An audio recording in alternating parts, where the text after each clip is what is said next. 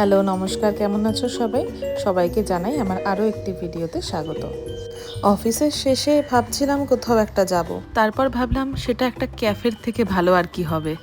কারণ আমি আর হাজব্যান্ড কোথাও গেলে প্রেফার করি কোথায় সব থেকে বেশি টাইম স্পেন্ড করতে পারবো একসাথে, মানে গল্প করে কাটাতে পারবো। তো একটা ক্যাফের এনভায়রনমেন্ট সব থেকে ভালো হয় সেটার জন্য। বেশ অনেক দিন ধরেই একটি ক্যাফেতে যাওয়ার বড় ইচ্ছে। সেই ক্যাফেটির ওনারও কিন্তু একটি বড় ইউটিউবার। তবে যাওয়ার ইচ্ছেটা ঠিক সেই কারণে নয়, বহু ভিডিওতে সেখানকার অ্যাম্বিয়েন্স দেখে আমার বড় ভালো লেগেছিল, তাই ভেবেছিলাম যাব। দেখতে দেখতে কিন্তু চলে এলাম। এতক্ষণে দেখেই ফেলেছো, ক্যাফেটার নাম হচ্ছে আলদো ক্যাফে। আলদো ক্যাফে লিখে সার্চ করলেই তোমরা অ্যাড্রেস আর বাকি সব ডিটেলসটা পেয়ে যাবে। আরও কিছু কোয়ারিজ থাকলে অবশ্যই জানিও। সমস্ত উন্নত সিস্টেম আর তার সাথে উন্নত মানের পরিষেবা।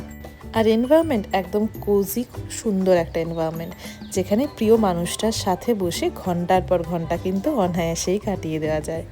আমরা শুরু করেছিলাম দুটো কফি নিয়ে, একটা হট কফি আর একটা কোল্ড কফি।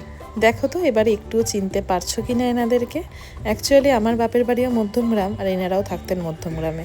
সেই একটা টান তো আছে বটেই। যাই হোক, ফিরে আসা যাক আবার খাবার দাবারে। প্রথমে স্টার্ট করেছিলাম দুটো কফি আর একটা চিকেন চিজ স্প্রিং রোল দিয়ে। তারপর আমরা অর্ডার করেছিলাম দুটো মোহিতো, সি ফুড পাস্তা, একটা সি ফুড প্ল্যাটার, আরও অনেক কিছু। যদি এক কথায় বলতে বলো তাহলে বলবো খাবার দাবারগুলো অসাধারণ ছিল। একটু টাইম লাগছিল সার্ভ করতে ঠিকই, কিন্তু এত ভালো খাবারের জন্য ওইটুকু ওয়েট বোধহয় করাই যায়।